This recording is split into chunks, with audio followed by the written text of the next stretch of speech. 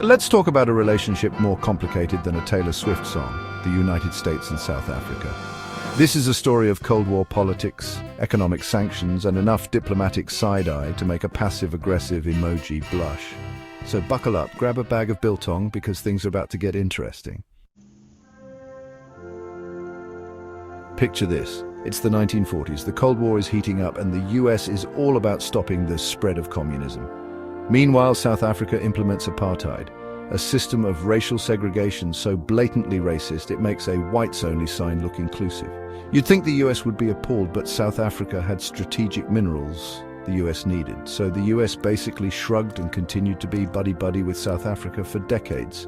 It wasn't until the 1980s, with international condemnation and the anti-apartheid movement, that the US imposed sanctions. Those sanctions played a key role in dismantling apartheid and paving the way for Nelson Mandela's release and a democratic South Africa. Okay, so apartheid is over, everyone's friends again, right? Not so fast. Ending a racist regime doesn't erase all other points of conflict. One major point of contention, foreign policy. South Africa isn't thrilled with some of the US's international BFF choices, like Israel, and then there's Russia. South Africa, a member of BRICS, started doing joint military exercises with Russia, which didn't sit well with the US. Let's just say the US wasn't exactly sending out invitations to a celebratory barbecue. Now let's talk about trade and economic disputes. After apartheid ended, the US wanted to help South Africa economically. Enter AGOA, the African Growth and Opportunity Act. It allowed duty-free access for thousands of products, but came with conditions related to human rights, governance, and foreign policy. South Africa's ties with China, criticism of US trade policies, and refusal to condemn Russia's actions in Ukraine have put it in the hot seat with AGOA. The US has threatened to revoke or limit South Africa's access to the program, which would be a major blow to its economy.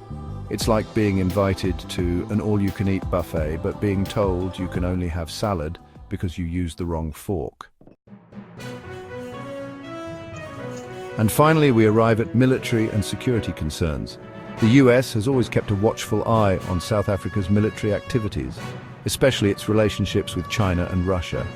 In 2023, the US accused South Africa of supplying weapons to Russia for its war in Ukraine. South Africa denied these claims, but the damage was done. It was a diplomatic debacle that made the Cold War look like a friendly game of checkers.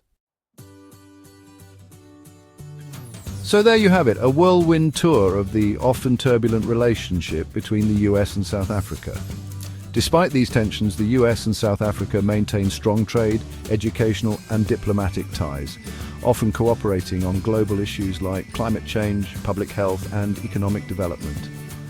They're like that couple that everyone knows fights constantly but just can't seem to quit each other. Will they ever fully see eye to eye? Only time will tell.